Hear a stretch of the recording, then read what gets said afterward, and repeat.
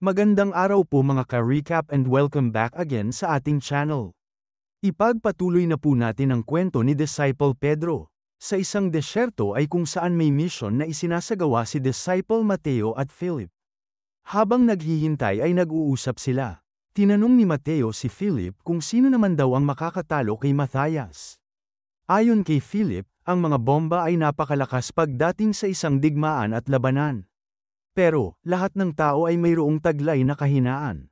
Pwede daw ba niya itong maipaliwanag? Saad ni Disciple Mateo, medyo mahina daw ang kanyang utak.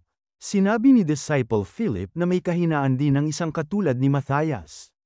Mahirap daw para sa isang disciple na magamit ang kahinaan na ito laban kay Matthias. Pero malaki ang posibilidad na ang isang taong mas malakas pa sa isang disciple ang makakagawa nito. Balik sa labanan ni Matthias at Pedro, napapaisip si Matthias, sa lahat ng nakalaban niya maliban sa isang disciple na ito, wala pang nakakadiskubre at gumamit ng kahinaan niya sa kanya. Pero ang taong yun ay isang disciple. Pero ang kaharap niya ngayon ay kakaiba. Si Kim Sun-gu, na isang D-rank glory killer. Isang bata na pagtanto kung paano niya dinidikit ang mga bomba sa mga biktima niya. Ang taong nakadiskubre din ng kanyang kahinaan na overload. Ang kakayahan niya sa paggamit ng BCI. At higit sa lahat ang pinakamalaking kahinaan niya, ang close combat. Nagawa niya ito sa isang araw lamang. Pero, ano ito? May ipapalabas pang mga kakayahan ang batang ito sa kanya. Matapos nga nakunin ni Pedro ang isang basurahan ay hinampas niya ito direkta sa ulo ni Matthias. Sinubukan niya pa itong pigilan pero sobrang lakas ng pagkakahampas ni Pedro dito at naiupi ang bakal na basurahan. Kahit si Matthias ay nagtataka. Ano naman ang gagawin ni Sun-gu sa isang basurahan? Biglang kinuha ni Pedro ang garbage bag na plastic sa loob ng basurahan. Napakabilis niyang binalot ito sa likod ng ulo ni Matthias at hinayla. Sinabayan niya rin ito ng napakalakas na suntok na siyang dahilan kung bakit tumilapon si Matthias. Nasaksihan lahat ito ni Yuna. Para sa kanya, nakakatakot si Matthias, pero pag wala ang mga bomba niya, wala siyang magawa. Kaya daw siyang matalo ni Sun-gu ngayon. Pero nanlaki ang mga mata ni Yuna sa sunod na nakita. Ano ang nangyari? Hindi daw ba nasaktan si Matthias? Tila nalaman ni Matthias ang iniisip nila. Tama daw at ang posisyon na disciple ay tila hindi karapat-dapat sa kanya kung wala ang kanyang mga bomba. Pero, iba na ang sitwasyon ngayon. Sumasang-ayon daw ba si Kim Sun-gu? Tinanggal ni Matthias ang plastic sa kanyang ulo na puno ng dugo. Tila daw hindi na makatayo ng maayos si Kim Sun-gu. At isa pa, gusto daw ba niyang sabihin niya sa kanila kung ano ang mas nakakawala ng pag-asa? Hindi daw ito maaari saad ni Yuna. Napangiti lang si Matthias. Sinabi niya na oras na. Agad nagsilabasan ang mga drone sa kanyang likod. Inayos ng ilang minuto pagpapahinga ang kanyang overload. Sa lahat daw na nakaharap niya, si Sun-gu ang pinaka nakakahanga. Umabot sa punto na masasabi niya na siya ang reincarnation ng isang dakilang Pedro. Pero, kahit daw ang dakilang Pedro ang nandirito, magagawa pa rin niya na mapasuko ito sa kanya. Susubukan pa ni Yuna na iligtas si Sun-gu. Parati daw siyang pabigat kay Sun-gu pero hindi maaari na wala siyang gawin. Sinabi naman ni Matthias na huli na ang lahat para magkaroon sila ng pagsisisi. Binigkas niya ang mga salitang ulo. Ito ang hudyat para pasabugin ang ulo ni Kim Sun-gu. Walang magawa si Yuna kung hindi ang mapaluha. Pero tila nagkamali. Sumabog ang drone kahit di pa tumatama kay Pedro. Kahit si Matthias ay nagulat. Sumabog ang kanyang mga drone isa-isa. Wala siyang magawa. Hindi niya makontrol ito. Hindi daw ito maaari. Ang kanyang BCI ay siguradong bumalik na. Pero bakit? Napatigil si Matthias. Biglang nagsalita si Pedro. Ito daw ang isang kawalang pag-asa na balita ang gusto niyang sabihin kay Matthias. Tila nakuryente ang buong katawan ni Matthias dahil sa paggamit ng kanyang BCI. Ano daw ang nangyayari sa katawan ni Matthias? Napatawa na lang siya. Ito daw pala ang pakay niya. Alam niyang may mali kanina pa. Kung ganoon pala, ang paraan na sinasabi ni Kim Sun-gu ay kanina pa nagsimula. Hindi dahil hindi niya maiwasan ang mga bomba, kung hindi dahil sinadya niya na magpasabog ng bomba sa kanyang braso. At ito ay para damyugo ang kanyang mga braso at maipahid lahat ito kay Matthias. Kahit si Yuna ay nagulat. Sinadya daw pala lahat ito ni Sun-gu. Tama saan ni Sun-gu. Ang dugo ay naglalaman ng sodium at calcium ions.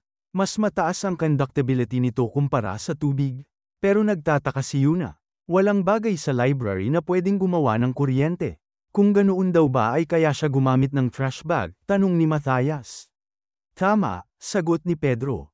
Isa-isang tuyong paligid, ang manipis na plastik na ito ay kayang gumawa ng libu-libong boltahe ng electricity kapag nakagawa ka ng kinakailangang friction. Kasama ng kanyang dugo, sapat na kuryente na ang kailangan niya para masira ang BCI ni Matthias. At isang mahalagang bagay, ang oras daw kung bakit binigyan niya si Matthias ng oras para ma-recover ang kakayahan niya sa BCI, ay para nang sa gayon, ay maka-recover din ang sarili niya. Biglang tinapon ni Pedro si Matthias sa ere, at napakalakas na sinuntok ito sa kanyang katawan na siyang nagdulot ng bitak sa kinakatayuan ni Pedro. Tumama si Matthias sa pader at nawasak din ito. Hindi makapaniwala si Matthias sa nangyayari. Wala siyang kalaban-laban. Nagkalat ang bitak ng mga bato sa paligid. Wala nang lakas si Matthias at hindi na rin siya makatayo. Lumapit si Pedro sa kanya. May gusto daw siyang itanong. Hawak ni Matthias ang kakayahan. Mabuti daw kung ginamit niya ito sa tamang lugar at oras. Pero bakit para kay Rafael? Bakit niya ito ginawa? Ito daw ay dahil ito ang tamang daan para sa kanya. Ang perpektong buhay ni Matthias, ang perpektong salita, ay mga katagang naglalarawan sa kanyang pamilya. Pinapakilala ng kanyang amang isang propesor ang kanyang anak at asawa. Marami ang humahanga sa kanila. Sinasabi ng iba na mayroon siyang perpektong pamilya. Mga magulang na may kakayahan, may kayamanan, at may matalinong utak. Lahat ay perpekto para sa iba. Pero ang katotohanan ay iba. Binubugbog ng propesor ang kanyang asawa. Galit na galit siya dahil hindi daw ma-appreciate ng ibang tao ang kanyang ECD, isang pambasabog. Ang mga bastardong akademiko daw ay walang alam sa kanyang ginagawa. Minamaliit daw siya. Ang tunay na kapayapaan daw ay makakamit lamang sa bombang ginagawa niya. Ang ina ni Matthias na walang alam kung anuman ang ECD, ay ang napagbubuntunan ng galit ng kanyang ama. Sa labas ng kanilang pamamahay, isa siyang matalinong engineer at propesor. Pero sa kanilang bahay, isa lamang siyang demonyo. Isang araw ay dinala si Matthias ng kanyang ina sa isang amusement park. Humingi ng paumanhin ng kanyang ina. Ngayon lang daw siya nadala nito dito. Pero sinabi ni Matthias na ayos lang daw ito at naiintindihan niya. Napansin ng kanyang ina na mas maraming tao ang nakaupo sa likod ng isang rides. Agad naman ni Matthias na pinaliwanag ito sa kanyang ina gamit ang siyensya. Tuwang-tuwa siya habang pinapaliwanag ito. Natuwa naman ang kanyang ina dahil napakatalino daw ng kanyang anak. Kumain ang mag-ina at nagsaya sila sa araw na yun. Nilaibat siya ng kanyang ina sa iba't ibang parte ng amusement park, nakihalubilo sa mga mascot, at bakas sa mukha ng batang Matthias ang tuwa. Dumating ang hapon, bago sila umuwi ay sinabi ni Matthias sa kanyang ina na gusto niya daw ulit bumalik dito sa susunod na taon. Nangako ang kanyang ina na babalik sila. Pero ang pangako na yun ay hindi na nagawa ng kanyang ina. Tuluyan ang nawala ng buhay ang mahal niyang ina at nasaksihan niya mismo ito. Nilibing ang ina niya at naghinagpis ang kanyang propesor na ama sa libing. Naawa ang mga tao sa propesor. Paano daw ito nangyari sa isang napakabuti na si Propesor David? Sa isip ni Matthias, mas mabuti na daw ito dahil hindi na siya makakaramdam pa ng sakit at makakapagpahinga na ng tuluyan. Pero ang sakita pala na yon, ay malilipat sa kanya. Siya naman ngayon ang samalo sa pananakit ng kanyang ama. Gusto ng ama niya na maglinis siya, magluto. Wala na daw siyang ina kaya kailangan niyang gampanan ang papel ng kanyang ina. Mga pagkain, gamit sa bahay, pagtulog. Lahat ay gawin niya dapat. At dapat ito ay naaayon sa kanyang ama. Ilang beses. Napakaraming beses. Libo-libong pagkakataon. Hindi niya mabilang at tila napakahaba na ng panahon. Gustong-gusto na niya makaramdam ng kaginhawaan. Pero dumating ang isang pagkakataon na nakaisip siya. Nakaisip siya na baka may isang paraan para mapagan ang kanyang buhay. Isang gabi sa kanilang bahay, tuwang-tuwa ang kanyang ama.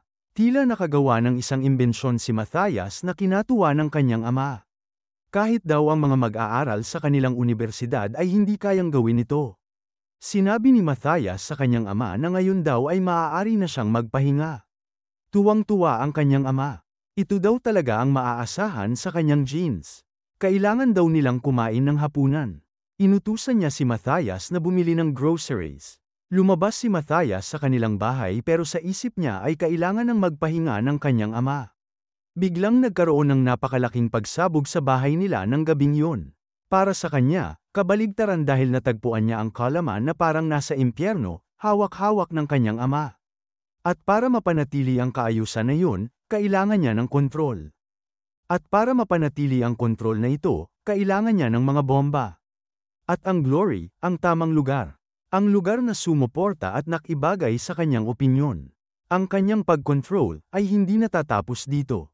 Tuluyan ang nawala ng malay si Matthias.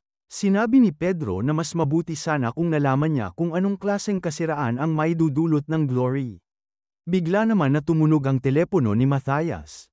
Napansin ito ni Pedro at kinuha ang telepono. Ang tawag ay galing kay Rafael. Kinuha ni Pedro ang isang maskara at ginamit ang voice modulation. Matapos daw niya makuha ang gusto niya ay ibababa niya kaagad ang telepono. Sinagot ni Pedro ang tawag. Biglang nagtanong si Rafael kung ano na ang nangyari kay Pedro. Sinabi sa kanya ni Pedro na nakita daw niya ito. Tinanong siya ni Rafael kung tuluyan daw ba niyang tinapos ito. Sinabi ni Pedro na ang matandang yun ay nalagpasan ang kanyang imahinasyon. Hindi daw niya mahawakan ang matanda gamit ang kaunti niyang kakayahan. Tila huminga ng malalim si Rafael. Bigla siyang sumigaw. Pinaglalaroan daw siya ng matandang yun. Ano daw ang ginagawa ng matandang yun at bakit siya patuloy na nagtatago? Sandali lang saad ni Pedro. Alam daw niyang magre-react siya ng ganito kaya naghanda siya ng isang bagay na ikakatuwa niya. Sinabi ni Rafael na sabihin na kaagad ito. Nababaliw na siya. Tinanggal ni Pedro ang maskara at ang voice modulator. Sinabi niya kay Rafael, si Pedro ang kausap niya. Matagal-tagal na din daw silang muling nag-usap. Abangan po natin mga ka-recap ang huling kabanata sa Season 1 ng kwento ni Pedro. Maraming salamat po sa panunood at sana po ay nagustuhan ninyo. Please like our videos po and also subscribe to our channel. See you soon. Bye!